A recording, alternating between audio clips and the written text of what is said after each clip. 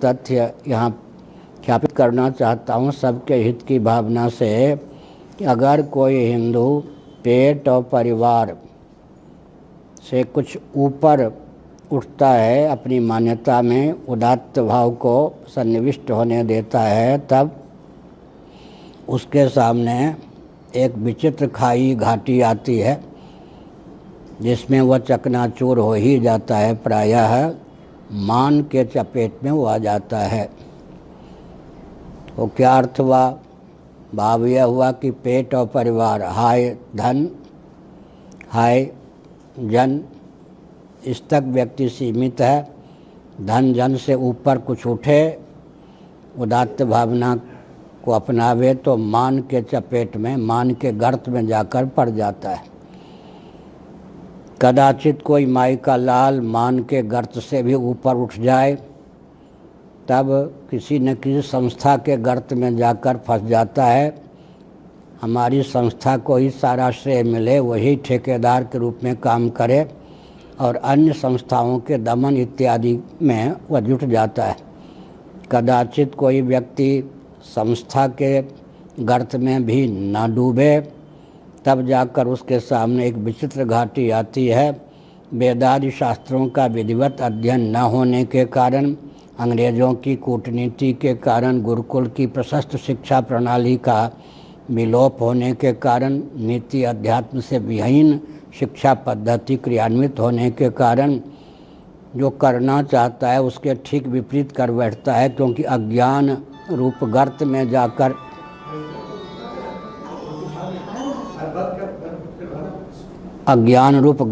जाकर वह फंस जाता है। तो हमने संकेत किया, जो समाज की सेवा की चर्चा करते हैं, चाहे कोई व्यक्ति हो या तंत्र हो, उनको यह ध्यान रखना चाहिए कि पेट और परिवार तक ही सीमित न रहें।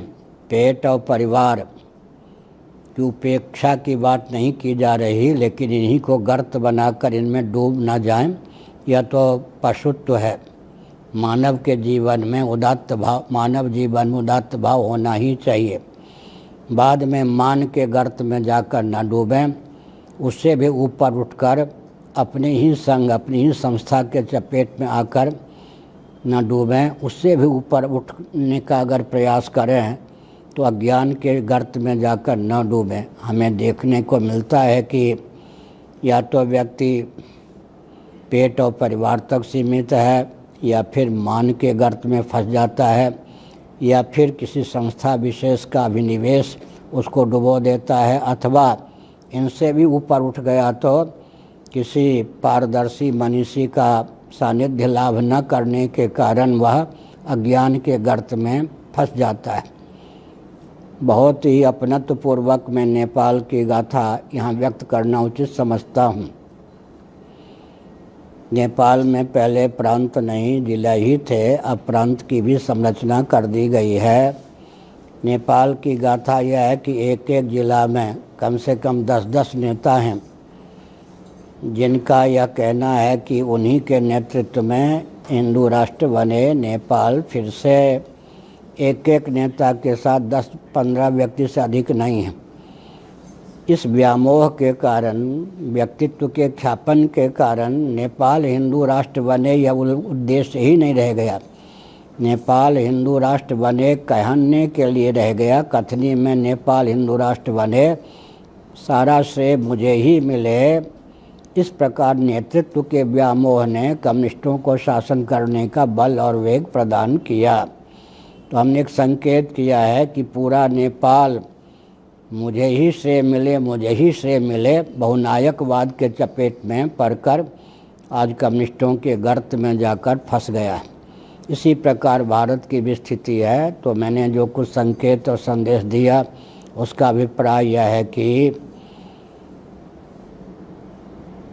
अपने जीवन में सामान्य से तादात्म्यापत्ति का प्रयास करना चाहिए। हम ब्राह्मण, क्षत्रिय, वैश्य कुछ और होते हुए मनुष्य हैं।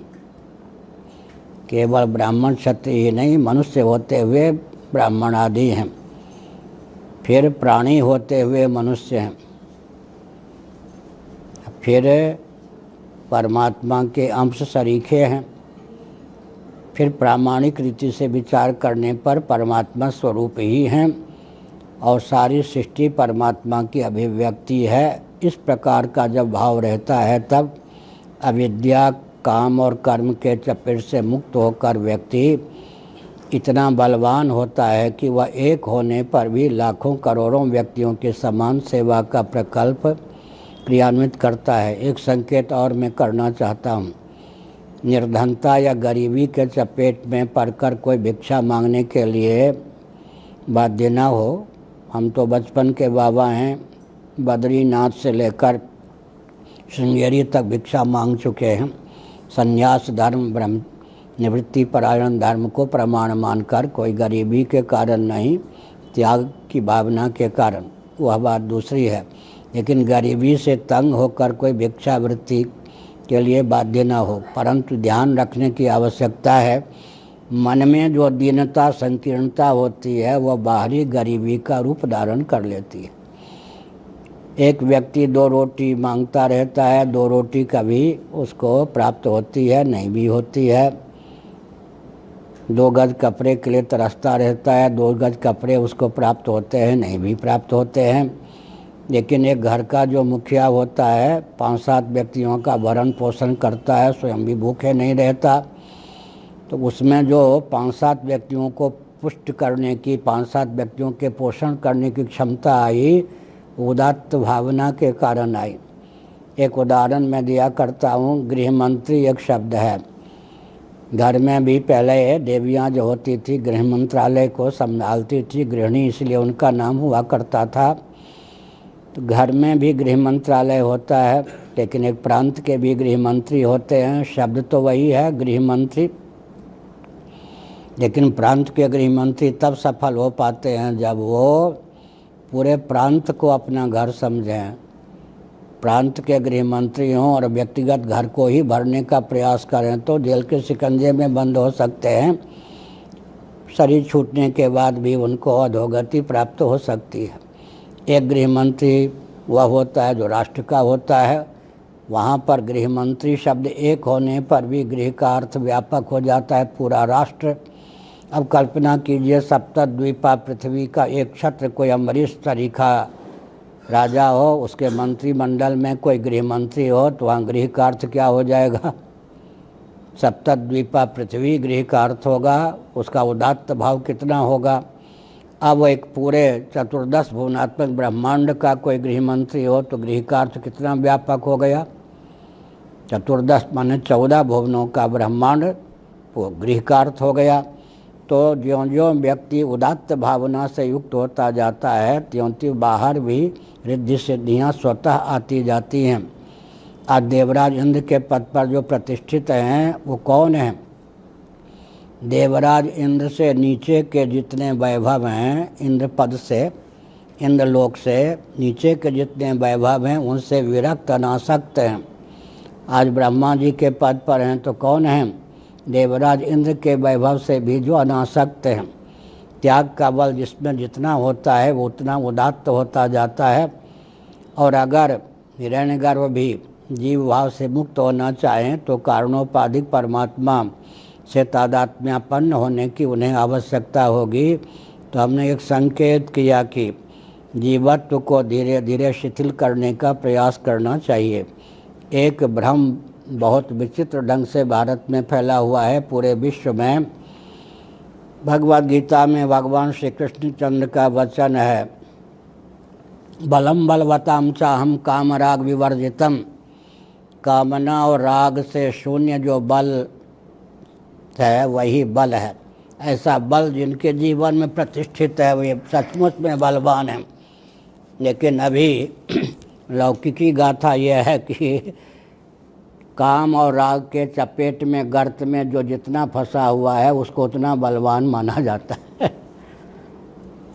उतना दुर्बल हुआ या बलवान हुआ। आजकल आतंकवादी ऐसा वह जो कुछ होते हैं वो कौन है? जो अपने को बहुत बलवान समझते वो हैं कौन? गीता की दृष्टि से बहुत ही दयनीय स्थिति वाले दुर्बल हैं। कामना और राग, काम का जो अर्थ होता है वही राग का, राग का जो अर्थ होता है वही काम का। दो पर्यायवाचक शब्द युगपत प्रयुक्त हों तो अवान्तर अर्थ कर लिया जाता है ताकि पुनरुक्ति नामक दोष प्राप्त ना हो। अप्राप्त वस्तु की भावना इच्छा का नाम है काम, प्राप्त वस्तु की वृद्धि और सुरक्षा की भावना का नाम है राग। इस प्रकार भगवत पाद शंकराचार्य महाभाग ने पुनरुक्ति दोष से बचने के लिए काम और राग का पृथक पृथक अर्थ किया। काम और राग से विहीन जो व्यक्ति है उसको लोग दुर्बल समझते हैं, जबकि वह दार्शनिक धरातल पर प्रबल होता है। इसीलिए महाभारत में, भागवत में एक वचन आया है, जिससे राग छोड़ते जाएंगे उस पर विजय प्राप्त करते जाएंगे। भगवद गीता के दूसरे अध्याय में आया, तुलसीदास जी ने भी अपने शब्दों में उसका अनुवाद किया। आपूर्यमाण मचल प्रतिष्ठम समुद्रमापः प्रविशन्ति यद्वत् तद्वत् कामायम प्रविशन्ति सर्वे स शान्तिमाप्नोति न काम कामी जिम सरिता सागर मह जाहि यद्यपि ताहि कामना नाही तिम सुख संपद भी नहीं बुलाए धर्मशील पह जाहि सुहाये। तो हमने संकेत किया समुद्र सागर परिपूर्ण है, तो अन्य जो गंगा यमुना कृष्णा कावेरी क्षिप्रा इत्यादि नदियां हैं साक्षात या परंपरा से उसी की ओर आप्लावित होती हैं। और एक बहुत ऊंची बात है कि यमुना जी में चंबल का लय क्यों होता है, चंबल में क्षिप्रा का लय क्यों हो जाता है, यमुना जी का लय गंगा जी में क्यों हो जाता है, गंगा जी का लय समुद्र में क्यों होता है। जो नीच नहीं नीचे अपने को रखता है उसमें ऊपर वाले का विलय हो जाता है। ध्यान में, समुद्र सबसे नीचे है, मापदंड यही है ना। रेलवे स्टेशन आज पर लिख रहा होता है इतना मीटर ऊंचा, माउंट एवरेस्ट आदि की।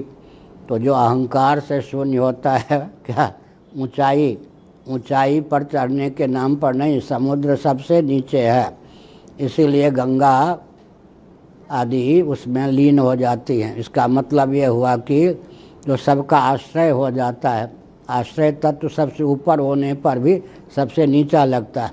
इसीलिए हमने कहा बलम बलवताम चाहम काम राग विवर्जितम। तो मैंने जो संकेत किया उस पर ध्यान रखना चाहिए। श्रोता महानुभाव इस बात को न भूलें कि हाय धन, हाय मन, हाय प्राण, हाय परिजन, यही हिंदुओं की आजकल पहचान रह गई।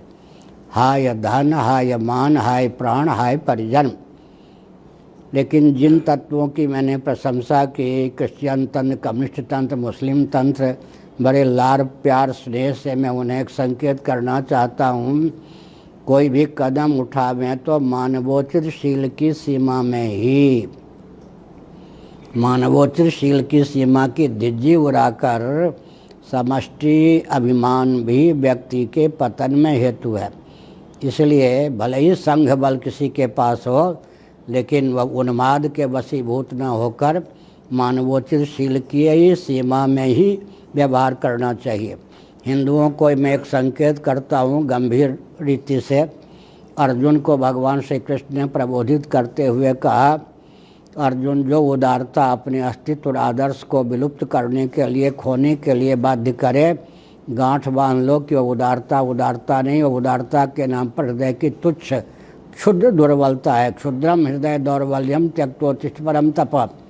मैं सांकेतिक और व्यंग्यार्थ भाषा में बोल रहा हूँ। हिंदुओं को और उदार होना चाहिए, और उदार होना चाहिए, नेता लोग बोलते रहते। तो गीता के इस वचन पर ध्यान देना चाहिए। उदारता के हम पक्षधर हैं। कितनी उदारता, सर्वम खलदम ब्रह्म अयम आत्मा ब्रह्म, उससे हमने वक्तव्य प्रारंभ किया था। लेकिन ध्यान रखना चाहिए जो उदारता अपने अस्तित्व और आदर्श को विलुप्त कर देने के लिए बाध्य करे, वो उदारता नहीं, हृदय की तुच्छ दुर्बलता है। एक और भ्रम है कि जब सब ब्रह्म स्वरूप ही है, परमात्मा स्वरूप ही है, तो अमुक ब्राह्मण अमुक क्षत्रिय यह सब भेद क्यों है। प्रायः आजकल नास्तिक प्राय व्यक्ति उदारता के नाम पर इस प्रकार का आक्षेप करते हैं। लेकिन इस प्रश्न का उत्तर भी बहुत आवश्यक है। ईश्वर की शक्ति प्रकृति है, प्रकृति प्रदत्त जितने प्रभेद हैं वे सब के सब व्यवहार के साधक हैं, बाधक नहीं। लेकिन भेद के मूल में भेद नहीं होता। प्रकृति प्रदत्त समग्र भेदों का सदुपयोग करता हुआ व्यक्ति निर्भेद परमात्मा तक पहुँच सके, इसलिए वेदादि शास्त्र सम्मत जो भेद हैं उनका अनुपालन अपेक्षित है। पंचभूत शरीराणाम सर्वेषां सदृशात्मनां लोकधर्मे च विशेषकरणं कृतं यथैकत्वं पुनर्यान्ति प्राणिनस्तत्र विस्तरः।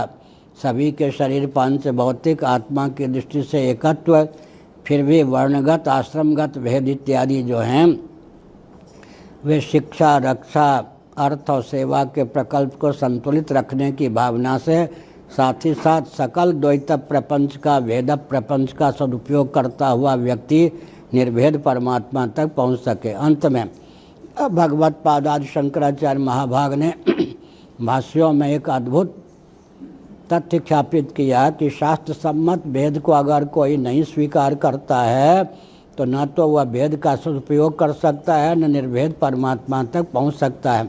जितने भौतिकवादी हैं वे अपने को उदार भले ही मानते हों, न तो उनको भेद का सदुपयोग करने का विज्ञान प्राप्त है, न वो भेद से ऊपर उठ सकते हैं।